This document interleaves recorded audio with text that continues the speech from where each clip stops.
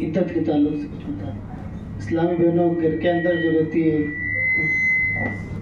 इद्दत दो तरीके की, इद्दत के मसाइल, इद्दत दो तरीके की होती है। एक होती है वफात की इद्दत, एक होती है तलाक की इद्दत। वफात की इद्दत है तो अगर किसी का शौहर इंतकाल कर जाता है तो उस औरत को 4 महीने 10 दिन इद्दत गुजारनी रहेगी, और 4 महीने 10 दिन के अंदर वो ना तो श्रृंगार करेगी और ना कहीं बाहर जाएंगी। हाँ, अगर कोई दूसरा कमाने वाला नहीं है तो वो दिन में जाकर काम कर सकती है, रात को आकर उसी घर में गुजारे। ये उस औरत के लिए जिसका शौहर इंतकाल कर गया। उसे बनाव श्रृंगार नहीं करना है, ज़ेबो ज़ीनत नहीं करनी है, गैर महरिम से पर्दा करना है, यानी जिनसे निकाह हो सकता है उन लोगों से पर्दा करना है, और कोई भी ज़ेबो ज़ीनत इख्तियार नहीं करनी है।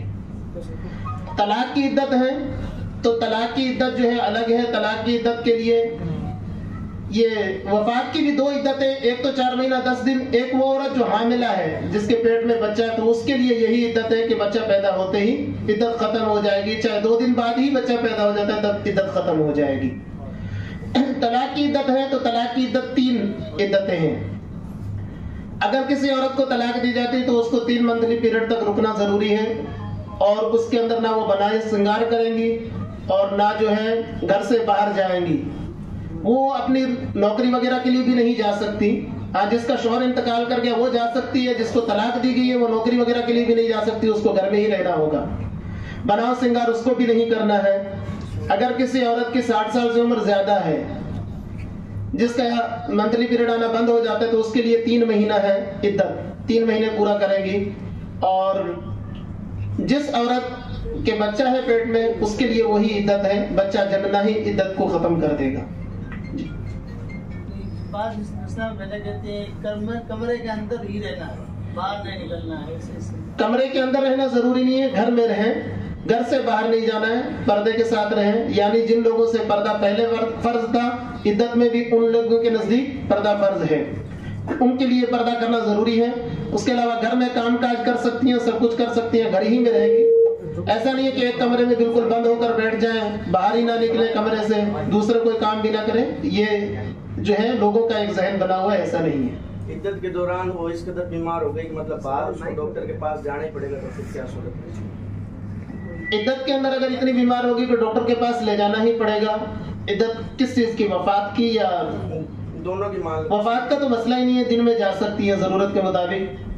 और तलाक में भी अगर ज्यादा बीमार हो गई है तो अज़रूरात तुबीहुल महज़ूरात, कि जरूरत के वक्त जो मना चीज होती है वो भी जायज हो जाती है, तो इसलिए उसको ले जा सकते हैं, कोई मसला। और डॉक्टर अगर मर्द हो तो भी, अगर औरत दस्तयाब नहीं होती है तो फिर मर्द के पास भी ले जाया जा सकता है। अगर औरत डॉक्टर है तो फिर उसके पास पहले ले जाना जरूरी है। जैसे औरत है वो अपने खामिद के पास गई नहीं है, जी जी, उसको कुछ तो खामिद का इंतकाल हो गया है, जी। इद्दत के लिए क्या हुक्म पड़ेगा? रुखसती नहीं हुई और खामिद का इंतकाल हो गया तब भी इद्दत गुजारनी होगी, क्योंकि वफात की इद्दत जो होती है उसका जाने ना जाने से मतलब नहीं है। बालेगा है ना, अब बालेगा है तो इद्दत उसको वफात की इद्दत गुजारनी होगी 4 महीने 10 दिन, चाहे खलवत में मिले ना खलवत में मिले या ना, क्योंकि ये वफात की इद्दत है और ये सोग होता है एक तरह का। जैसे तलाक होगी है, वो गई नहीं थी, तलाक होगी उसकी इद्दत नहीं है, नहीं मुकलावा नहीं हुआ, गई नहीं, रुखसती नहीं हुई, तलाक होगी तो उसकी कोई इद्दत नहीं है। अल्लाह के बारे में मुसलमान का क्या अकीदा? अल्लाह के बारे में ये अकीदा होना चाहिए कि अल्लाह तबारक व तआला हर चीज पर कादिर है, अल्लाह ताला एक है, अल्लाह ताला के साथ ना तो कोई जात में शरीक है ना कोई सिफात में शरीक है। और अंबिया के बारे में और सहाबा के बारे में? अंबिया के बारे में यह है कि अल्लाह तबारक व तआला के चुनिंदा बंदे हैं, गुनाहों से पाक होते हैं। अंबिया किराम गुनाह नहीं करते, मासूम होते हैं, और अंबिया किराम को अल्लाह ताला ने इल्म गैब अता किया है। अंबिया के बारे में जरा सी भी गुस्ताखी जो है वो ईमान तबाह कर देती है। सहाबा के बारे में? सहाबा के बारे में कि सहाबी उसको कहते हैं जो आका सल्लल्लाहु तआला अलैहि वसल्लम पर ईमान लाया हो और या नबी पर किसी पर ईमान लाया हो और उसी हालत में जो है दुनिया से इंतकाल किया हो, ईमान ही की हालत में, उसको सहाबी कहते हैं। और सहाबा की ताजीम लाजिम है। सहाबा किराम तमाम औलिया, तमाम ताबईन, तमाम गौस अब्दाल सबसे अफजल होते हैं, क्योंकि उन्हें अंबिया की ज़ियारत नसीब हुई इस वजह से। उनकी गुस्ताखी जो है ये गुमराहियत है। अफजलियत सिद्दीक पर जो हराम माल एतराज से अगर कोई सदका करे सवाब की नीयत से, उसके लिए क्या होगा? हराम माल से अगर सवाब की नीयत से सदका करे तो कुफ्र है। जी जी। नापाकी की हालत में नमाज पढ़ने का क्या हुक्म है? अगर कोई पढ़ ले तो फिर क्या है? जानबूझकर पढ़े या अनजाने में? नापाकी की हालत में अगर जानबूझ, दो सूरतें, एक तो है कि पता भी नहीं चला और नमाज पढ़ ली, उसके बाद पता चला कि बंदा नापाक था, तो उस पर गुनाह नहीं है क्योंकि वो गफलत में हुआ है, तो नमाज दोबारा पढ़नी होगी, उसे गुनाह कोई नहीं है।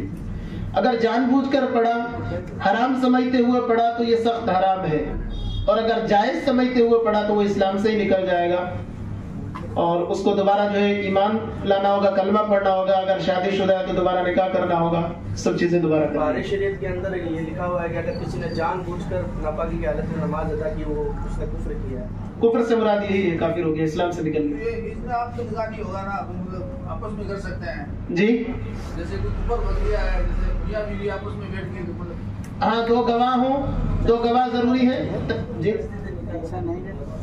तजदीद निकाह दोबारा कैसे करना है? अगर किसी बंदे ने कुफ्र बोल दिया या कोई ऐसी बात बोल दी जो इस्लाम के खिलाफ थी, तो उसमें मौलाना साहब को बुलाने की जरूरत नहीं है, किसी दूसरे को बुलाने की जरूरत नहीं है। दो गवाह बुला ले अपने घर के ही, और मियाँ बीवी, शोहर कह दे मैंने तो इसे निकाह किया, औरत के मैंने कबूल किया। महर इसमें बताना जरूरी होगा, महर दोबारा रखा जाएगा। प्रैक्टिकल करके बता देंगे मतलब क्या बोलना पड़ता है। प्रैक्टिकल नहीं, सामने कोई नहीं, ऐसे ही बोल के बता। औरत जो है, एक तरफ औरत को बैठा ले शोहर, और उसके बाद कहे कि मैं इन दो गवाहों की मौजूदगी में इतने महर के बदले में आपसे निकाह करता हूँ, औरत के मैंने कबूल किया, बस ये हो गया निकाह। महर होता, एक होता है मुअज्जल ऐन के साथ, एक होता है मुअज्जल हमजा के साथ। मुअज्जल जो होता है वो निकाह के फौरन वक्त दिया जाता है, निकाह के वक्त ही, इसको कहते हैं फौरन अदा कर देना, जल्दी अदा कर देना। जो निकाह के वक्त ही दे दिया जाता है उसे कहते हैं मुअज्जल, या जो है रात गुजारने से पहले पहले, मियाँ बीवी के मिलने से पहले पहले जो दे दिया जाता है उसको कहते हैं मुअज्जल। और ऐन के साथ जो मुअज्जल होता है वो उधार होता है के बाद में एक मुद्दत मुतय्यन कर दी कि उस वक्त अदा कर देंगे, ये मुअज्जल कहलाता है कि मैं 2 महीने बाद या 3 महीने बाद। एक होता है महर मुतलक, जिसमें ना तो ये कहा होता है कि अभी अदा करूंगा, ना ये कहा होगा कि बाद में अदा करूंगा, मुतलकन कह दिया कि इतना महर अदा करना है। देनी पड़ेगी बात जी देनी पड़ेगी, वो एक कर्ज है एक तरह का। कम से कम मिकदार कितनी महर? कम से कम 10 दिरहम मिकदार है, जो आज के हिसाब से तकरीबन जो है 3 तोला चांदी बनता है, 33 ग्राम चांदी। कम की तादाद है, ज्यादा की नहीं है। कम से कम जो है ये 3.25 तोला चांदी आज के हिसाब से लगभग 33 ग्राम के तकरीबन बनती है, और ज्यादा की कोई तादाद नहीं है, जितने चाहे दे। जी निकाह के गवाह में बालिग होना जरूरी है, जो गवाह होंगे। हाँ, निकाह के गवाहों में बालिग होना जरूरी है। जी अगर मैं देरी से अदा करता है तो गुनाहगार होगा क्या? नहीं, अगर बीवी राजी है, बात हो गई पहले से कि बाद में अदा कर देंगे, तो उसमें गुनाहगार नहीं होगा। लेकिन हाँ, ये कि इंतकाल हो गया तो उसकी विरासत में से माल दिया जाएगा, महर का, जो उसका माल छोड़ कर गया उसमें से अदा किया जाएगा। महर का हुक्म क्या होता है? महर जो है कर्ज की तरह है, जिस तरह कर्ज अदा करना वाजिब होता है, इसी तरह महर भी अदा करना वाजिब होता है। अगर हजरत मिट्टी और जमीन पर, और क्या नापाक होती है जी, मिट्टी अगर जमीन पर है नापाक होगी तो उसके सूख जाने से वो पाक हो जाएगी, और उस पर फिर नमाज हाँ नमाज पढ़ सकते हैं, लेकिन तयम्मुम नहीं कर सकते अगर पता है कि ये नापाक थी। अगर पता ही नहीं था तो फिर तो अलग मसला हो। अगर वो सूख जाए तो उस पर नमाज पढ़ी जा सकती है। जी। अगर मसबूक इमाम के पीछे नमाज पढ़ रहा है, उसकी एक आधी रकात गई भी है, तो उसके सजदा सहव अगर उसकी कंडीशन होगी कि उसके ऊपर सजदा सहव हो गया, जो पीछे बाकी रह चुकी थी रकातें एक दो, उसके अंदर कोई ऐसी कंडीशन आ गई कि सजदा सहव की नौबत आ गई, तो अब वो सजदा सहव करेगा या नहीं करेगा? मसबूक की बकिया रकातों के अंदर अगर ऐसा हुआ है तो सजदा सहव करेगा। और अगर इमाम के साथ में अगर ऐसा हुआ है कि तहियात पढ़ना भूल गया, कि इमाम के साथ हुआ है तो सजदा सहव वाजिब नहीं है। इमाम के साथ अगर कोई वाजिब छूटा है तो उसमें सजदा सहव वाजिब नहीं होता। इमाम के बाद अगर छूटा है तो उसमें सजदा सहव वाजिब होगा। जानबूझकर अगर इमाम के साथ भी छूटा है तो नमाज ही नहीं होगी, फिर तो दोबारा कर लीजिए। जानबूझकर अगर छोड़ा था। कर्ज अदा करना सदका करने सबसे देखा हाँ, कर्ज अदा करना सदका करने से अफजल है। जानबूझकर कर्ज को जो है ताखीर से अदा करना, पैसे होते हुए कर्ज ना अदा करना, ये गुनाह है और हर दिन गुनाह लिखा जाता है उसके नामा अमाल में। गुस्ल का तरीका बता दो। गुस्ल का तरीका, गुस्ल का तरीका ये है कि सबसे पहले तो किसी ऊंची जगह पर खड़े हों जहां पानी जमा ना होता हो। गुस्ल खाने में ना रहे तो उसका मसला अलग है। तो पहले वो जगह जहां गंदगी लगी हुई उस जगह को धुल लिया जाए। धुल लेने के बाद वुजू की तरह वुजू किया जाए। अगर पानी जमा होता है तो पाँव ना धुले जाए और पानी जमा नहीं होता है तो पाँव भी धुल लिए जाए, पूरा वुजू कर लिया जाए। और उसके बाद जो है 3 मरतबा दाएं कंधे पर पहले पानी बहाएं, फिर 3 मरतबा बाएं कंधे पर पानी बहाएं, फिर उसके बाद 3 मरतबा सर पर पानी बहाएं। ये पूरा गुस्ल हो गया। खास तौर पे जो है बगलों वगैरह को सही से धुले, क्योंकि आमतौर पे लोग लापरवाही करते तो ये जगह सूखी रह जाती है। तो उन जगह को जो बगल वगैरह का है, अगर किसी का पेट बढ़ा हुआ है तो पेट उठाकर जो है बीच में सलवट है तो उस जगह को भी धुलना जरूरी है। अगर थोड़ा सा भी सूखा रह गया तो गुस्ल नहीं होगा, तो एहतियात जरूरी है। मैयत को गुस्ल दिलाने के बाद जो शख्स गुस्ल दिलाता है उसको नहाना पड़ता है या नहाना जरूरी नहीं है उसको। मैयत को गुस्ल दिलाने के बाद नहाना जरूरी नहीं है। अगर क्या नाम है कहीं नजासत लगी है तो उस जगह को धुल ले, नहाना जरूरी नहीं है।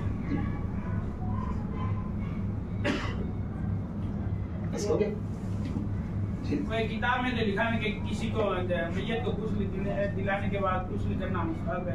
मुस्तहब अलग चीज है, जरूरी अलग चीज है। मुस्तहब ये है कि अगर आप करेंगे तो सवाब है, नहीं करेंगे तो गुनाह नहीं। नमाज की हालत में टोपी गिर जाए तो फिर क्या? नमाज की हालत में अगर ये कि एक आधी मरतबा टोपी गिरी है तो एक हाथ से लगा ले, और अगर बार बार टोपी गिर जा रही है तो उसको छोड़ दें, फिर ना लगाएं। दोनों हाथों से लगा सकते हैं टोपी या एक? नहीं, एक हाथ से लगाएंगे। दोनों हाथों से लगाने की नौबत आती है तो फिर टोपी को छोड़ देंगे। अगर जो मस्जिद में प्लास्टिक की टोपी होती है वो कैसा है? जो मस्जिदों में प्लास्टिक की टोपी रखी जाती है उनको पहनकर नमाज ना पढ़ना बेहतर है, क्योंकि ऐसे लिबास पहनकर अल्लाह ताला की बारगाह में इबादत करें जो पहनकर आप आम लोगों के पास भी जा सकते हैं। हमारे यहाँ जो टी शर्ट का मसला आमतौर पे मकरूह कहा जाता है कि टी शर्ट पहनकर नमाज पढ़ना मकरूह है, उसकी वजह क्या है? वजह यही थी कि टी शर्ट जो है आमतौर पे ये अदब वाला लिबास नहीं है, जिस वजह से मकरूह कहते थे। और टोपी भी ये अदब वाला लिबास नहीं कि ये टोपी बंदा जो है मस्जिद के गेट से बाहर भी लगाकर जाना पसंद नहीं करता है, तो इसलिए ये टोपियां लगाकर नमाज नहीं पढ़नी चाहिए। अगर टोपी नहीं है तो बगैर टोपी भी नमाज पढ़ सकते हैं, नहीं है तो मजबूरी के अंदर। ये नमाज में गले का बटन बंद करना जरूरी है क्या? जरूरी नहीं है। ऊपर वाला गले का बटन बंद करना ये जरूरी नहीं है नमाज के अंदर। अगर जी वो कुछ कहते हैं कि ये जो 2 हड्डियां होती है वो नजर नहीं आनी चाहिए। हाँ, इसके ताल्लुक से है, लेकिन बेहतर ये है ये हड्डी तो बंद करेंगे, ऊपर वाला बंद नहीं करेंगे, हड्डी खुली नहीं रखेंगे, हड्डी जो है ढापेंगे ये। जी जी हाँ, ये हड्डी जी। ये गला बंद करना जी गला बंद करना नहीं, ये जो हड्डी है ना, ये हड्डी, इस हड्डी को बंद करेंगे जी जी। और वैसे अगर नहीं भी बंद की तो नमाज हो जाएगी। ये हड्डियां नहीं बंद करी तो नमाज हो जाएगी? हाँ, नमाज हो जाएगी। पेट फोल्ड के भी पेट अगर ज्यादा लंबी है नीचे करके नमाज होती है। पेट फोल्ड करके नमाज नहीं पढ़ेंगे। अगर पेट लंबी है तो छोड़ दें, कोई दिक्कत नहीं है, लेकिन फोल्ड नहीं करेंगे उसको। बाजू में भी यही है? हाँ, बाजू में भी यही है। अगर इसको फोल्ड नहीं करेंगे, खुला छोड़ देंगे, चाहे बड़ा ही है बाजू। शर्ट अंदर है, जैकेट के अंदर फोल्ड किया हुआ है। नहीं, फोल्ड उसको खोलना होगा। खोलना होगा। जी जी, फोल्ड करके नमाज नहीं पढ़ सकते। बुखारी की हदीस से हुजूर ने फरमाया, अमीर तो अनसजुद अला सबात आज़ुमिन ला उकुफ़ शअरन व ला उकुफ़ सौबन, कि मुझे हुक्म दिया गया मैं 7 हड्डियों पर सजदा करूं, ना तो कपड़ा मोड़ूं ना बाल मोड़ूं। अगर वो जैसे कोई जो ऊपर जैकेट पहनी हुई है और उसके अंदर कपड़ा ऐसे मुड़ा हुआ है तो उसको भी कपड़ा अगर थोड़ा बहुत मुड़ा हुआ है, हाफ आस्तीन से कम मुड़ा हुआ है तब तो चल जाएगा, लेकिन अगर हाफ आस्तीन से ज्यादा मुड़ा हुआ है तो फिर नहीं चलेगा, फिर उसको खोलना होगा। अगर अंदर है तब भी। अगर ये ऐसे पढ़ लिया तो नमाज हो कलाई से ऊपर नहीं होना चाहिए जी, आधी कलाई से ऊपर नहीं फोल्ड कर सकते। हाफ आस्तीन से ऊपर आधी कलाई का क्या? आधी कलाई तक वो उन्होंने आधी कलाई कहा होगा, लेकिन हाफ तक है, हाफ आस्तीन तक जो है ये रियायत है, ये उस वक्त जब मजबूरी हो या भूल गया हो, लेकिन बेहतर ये है कि पूरा खोल कर रखें। कई लोग क्या शर्ट अंदर डालकर, जैसे पैंट के अंदर डाल कर नमाज पढ़ते हैं, कोई ऑफिस वगैरह जाते हैं, तो वो फोल्ड नहीं की हुई होती है, अंदर डालकर पढ़ने में कोई हर्ज नहीं। बेल्ट वगैरह लगा कर, बेल्ट लगा कर नमाज पढ़ सकते हैं, कोई हर्ज नहीं। चमड़े का बेल्ट हो तो हाँ, तो चमड़े का बेल्ट, देखो चमड़े का बेल्ट जो होता है दबागत दिया जाता है या उसको फिर जो है वो गर्म करके बदल दिया जाता है, तो नापाक नहीं होता, लगा सकते हैं उसको, कोई हर्ज नहीं। ऐसी घड़ियों में नमाज होती है? हाँ, नमाज हो जाएगी, कोई मसला नहीं। नहीं हजरत, कई लोग कहते हैं कि चमड़े का बेल्ट हलाल जानवर के चमड़े से होना चाहिए, तब नमाज होती है, वरना नहीं होती है। अब आपको कैसे पता होगा कि ये हलाल का ये हराम का पूछ रहा हूँ है? हाँ, तो जब पता नहीं है तो फिर आपके लिए वो हलाल है। यकीन के साथ मालूम हो कि हाँ ये हराम जानवर का है, तब सूरत होगी, वरना अगर नहीं मालूम तो चलेगा, उसमें कोई मसला नहीं। असलुल अशियाए इबादुन, चीजों में असल जो है वो पाक होना है। जब तक यकीनी दलील के साथ किसी चीज का नापाक होना आपको नहीं मालूम हो जाता, उस वक्त तक वो आपके लिए जायज है।